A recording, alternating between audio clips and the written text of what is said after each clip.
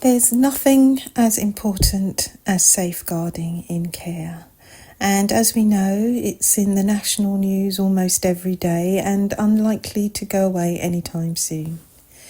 So, Revisiting Safeguarding Practice was released on the 28th of January 2022 by the Department of Health and Social Care. The guidance sets out the roles and responsibility in relation to adult safeguarding in local authorities, including the statutory duties social workers and others with delegated responsibilities are expected to fulfil. So this video will cover the importance of maintaining consistent good practice principles, the application of our duties under the Care Act with a focus on adult safeguarding. Revisiting Safeguarding Practice, the National Guidance, January 2022 states, good safeguarding practice acknowledges the complexity of people's lives, the many enablers and barriers they may face to keeping them safe and well, and most importantly, what they want to do about it. Can sometimes be a challenge for practitioners to balance a person's priorities and aspirations for safety and well-being with their professional judgement of risks and the evidence they are presented with. Person-centred and strength-based practice approaches are key to finding this balance.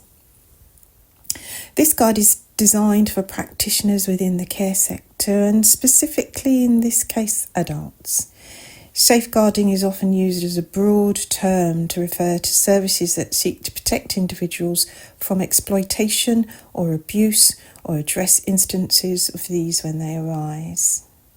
The guidance specifically focuses on adult safeguarding, the statutory safeguarding duties that are outlined in sections 42 to 46 of the Care Act 2014.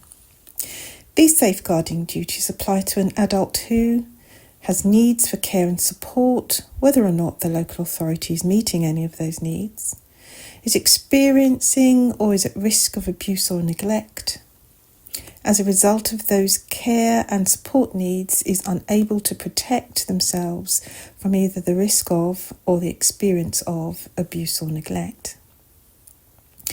The guide seeks to enforce the roles and responsibilities within the local authorities when applying these duties, outlines key expectations and good practice for practitioners who carry out the statutory function within local authorities, such as adult social workers and those with delegated responsibilities for decisions. Does not intend to be prescriptive, but instead brings together key information and effective practice approaches to promote consistency and good practice across England.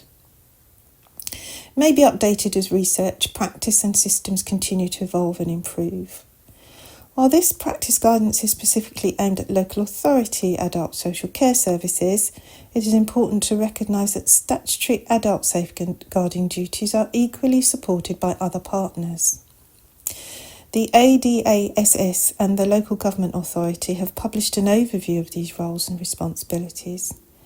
Professionals across a wide range of services must collaborate and share information or concerns sensitively to prevent and address instances of abuse or neglect regardless of the setting.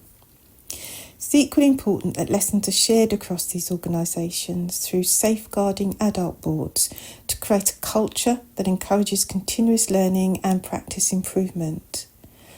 As such, the guidance may be helpful for those who are also working with adults that might be experiencing or at risk of abuse or neglect, as it can be used as a repository of good practice and key researches and resources that support effective partnership working. Part 1 of the guide outlines what is meant by adult safeguarding and what applying the statutory duties involves, including local roles and responsibilities. Part 2 of the guidance explores what good adult safeguarding looks like in practice, core practice principles for person-centred practices, and examples of these are embodied in instances where individuals need support.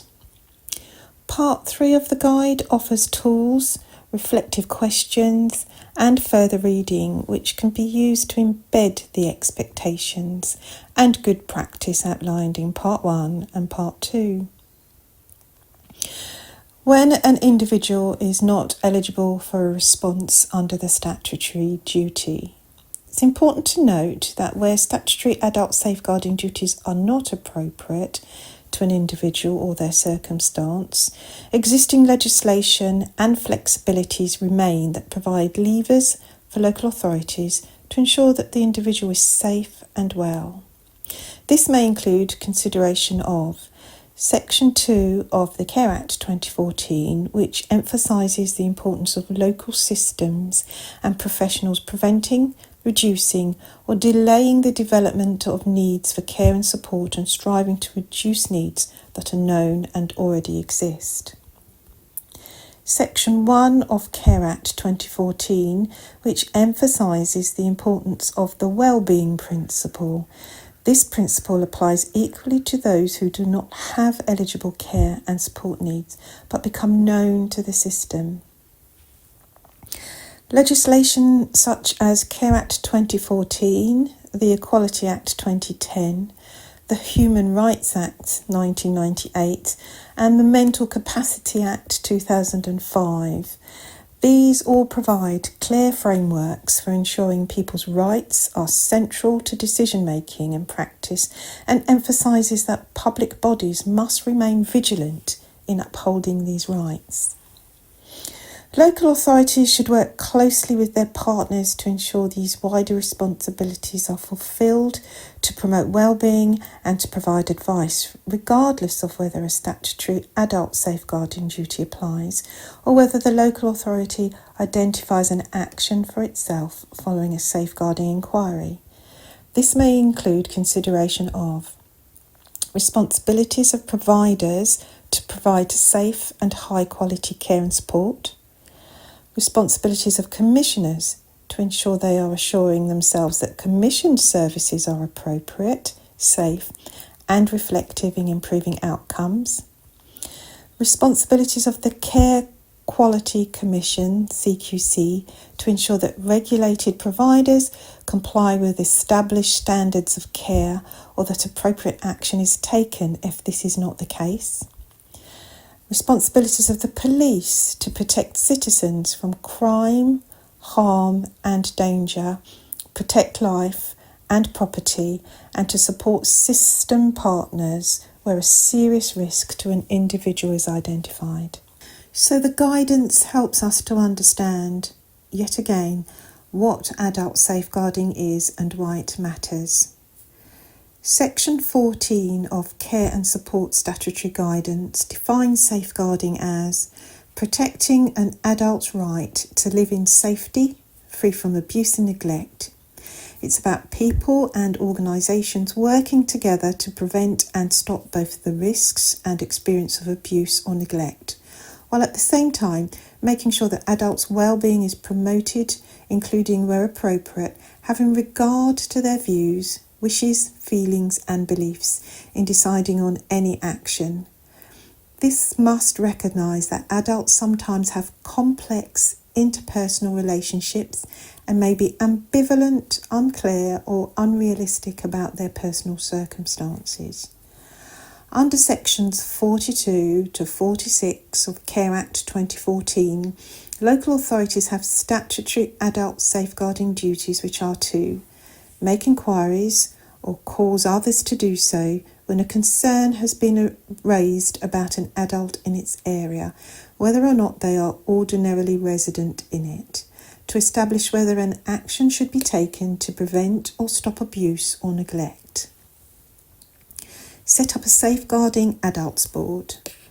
Arrange where deemed appropriate for an independent advocate to represent an adult who is the subject of a safeguarding inquiry or safeguarding adult review.